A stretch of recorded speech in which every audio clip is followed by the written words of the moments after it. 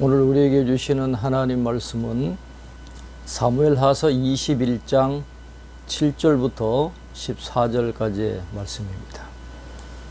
그러나 다윗과 사울의 아들 요나단 사이에 서로 여호와를 두고 맹세한 것이 있으므로 왕이 사울의 손자 요나단의 아들 무비보셋은 아끼고 그랬습니다.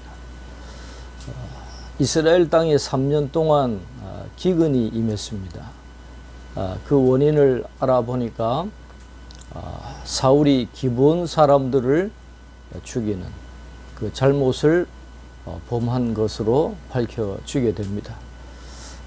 원인을 알게 된 다윗이 기브온 사람들에게 해결책을 요청하니까 사울의 자손 7명을 사울의 성읍 기브아에서 여호와 앞에서 목매어 달게 해달라.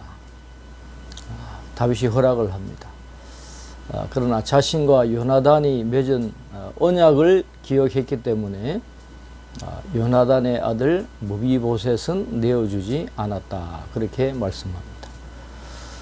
왕이 이에 아야의 딸 리스바에게서 난 자 곧 사울의 두 아들 알모니와 무비보셋과 사울의 딸 메랍에게서 난 자 곧 무홀랏 사람 바르실레의 아들 아드리엘의 5 아들을 붙잡아 그들을 기브온 사람의 손에 넘기니 기브온 사람이 그들을 산 위에서 여호와 앞에 목매어 달매 그들 7사람이 동시에 죽으니 죽은 때는 곡식 베는 첫날 곧 보리를 베기 시작하는 때더라 그랬습니다. 이 아야의 딸 리스바는 사울의 첩이었습니다.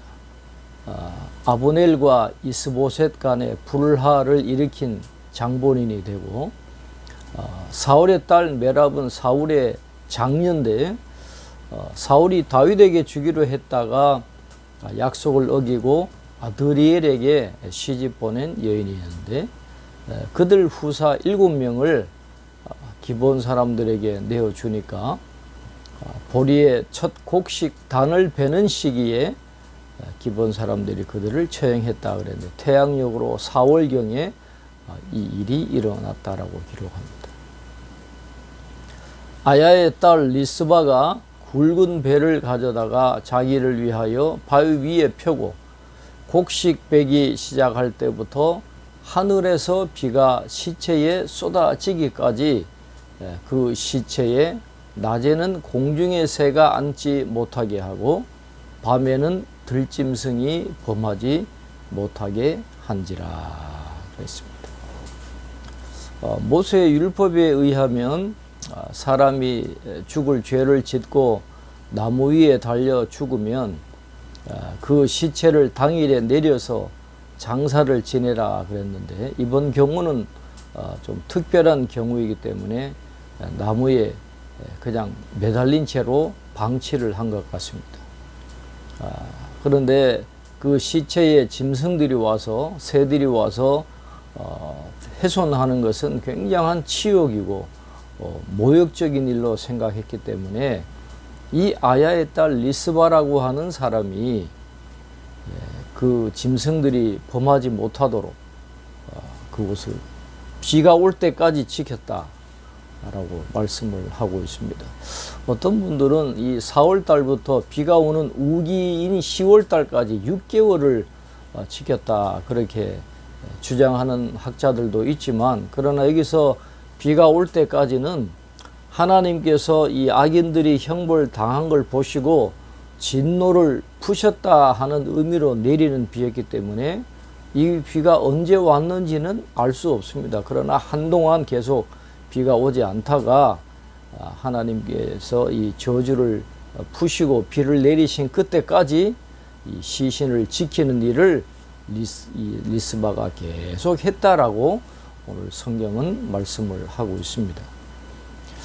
이에 아야의 딸 사울의 첩 리스바가 행한 일이 다윗에게 알려지매 다윗이 가서 사울의 뼈와 그의 아들 요나단의 뼈를 길르앗 야베스 사람에게서 가져가니 이는 전에 블레셋 사람들이 사울을 길보아에서 죽여 블레셋 사람들이 벳산 거리에 매단 것을 그들이 가만히 가져온 것이라. 다윗이 그곳에서 사울의 뼈와 그의 아들 요나단의 뼈를 가지고 올라오매 사람들이 그 달려 죽은 자들의 뼈를 거두어다가 사울과 그의 아들 요나단의 뼈와 함께 베냐민 땅 셀라에서 그의 아버지 기스의 묘에 장사하되 모두 왕의 명령을 따라 행하니라. 그 후에야 하나님이 그 땅을 위한 기도를 들으시니라 그랬습니다. 이 아야의 딸 사울의 첩 리스바가 가족의 어떤 부끄러움으로 인해서 도망가지 않고 끝까지 그곳을 지키며 희생하고 헌신하는 이 모습이 다윗에게 감동이 된 것입니다. 그리고 하나님의 진노가 풀리게 되는 그런 계기가 되는 것이죠.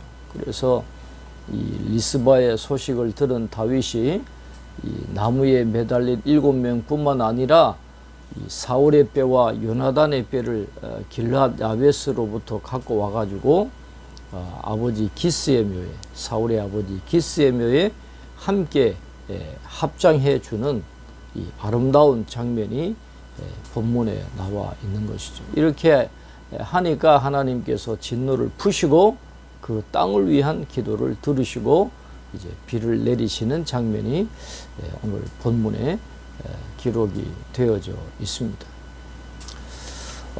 여호수아 시대의 기본 족속과 맺은 언약은 하나님 앞에서 맺은 언약이었기 때문에 사울이 기본 사람들을 무고하게 죽인 것은 여호와 하나님의 이름으로 맺은 언약을 어긴 것이 되는 것이죠. 그 결과 다윗 왕 때에 기근이 임하게 되는데 하나님은 다윗 왕이 이 사건을 통해서 여호와 하나님의 이름으로 맺은 언약을 성실하게 지켜야 할 책임이 왕에게 있다라고 하는 사실을 다시 한번 깨닫게 되기를 원하셨습니다. 하나님은 언약에 신실하십니다. 기브온 족속의 억울한 죽음을 기억하셨어요. 그래서 다윗을 통해서 그들의 억울함을 해소하게 하시고 그 문제가 해결되니까 다시 은혜의 통로가 열리게 되는 그런 축복을 이스라엘 땅에 내려주셨다 그랬습니다. 하나님 앞에서 해결해야 될 문제가 있다면, 죄악이 있다고 한다면 그것은 반드시 해결이 되어야 합니다.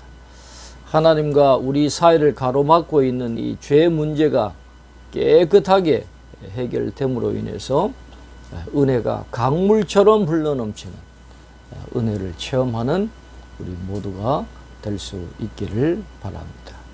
기도하겠습니다. 하나님 아버지, 오늘 말씀을 통해서 하나님은 언약에 신실하신 분이심을 다시 한번 깨닫게 해 주시니 감사합니다. 하나님은 언약을 잊지 아니하십니다. 끝까지 신실하게 그 언약을 실행에 옮기시는 것을 오늘 말씀을 통해서 깨닫게 해 주시니 감사합니다. 십자가 은혜로 저희들 하나님의 언약 아래, 새 언약 아래 놓이게 하신 것, 그 언약을 하나님께서 신실하게 지키신다라는 것을 다시 한번 기억하면서 감사하고 하나님께 헌신하며 살아갈 수 있는 저희들 다 되게 축복해 주옵소서. 사울이 기브온 사람들을 이유 없이 학살한 그 문제가 다 해결되었을 때에 하나님이 진노를 푸시고 다시 이스라엘 백성들에게 은혜를 내려주신 것처럼 우리를 하나님으로부터 떨어뜨리게 하고 하나님과의 통로를 막는 죄악이 있다면 회개하게 하셔서 문제가 해결되게 도와주셔서 다시 은혜가 강물처럼 우리의 삶에 흘러넘치는 은혜를 체험하는 저희들이 다 될 수 있도록 축복해 주시옵소서. 감사하고 예수님 이름으로 기도하옵나이다. 아멘.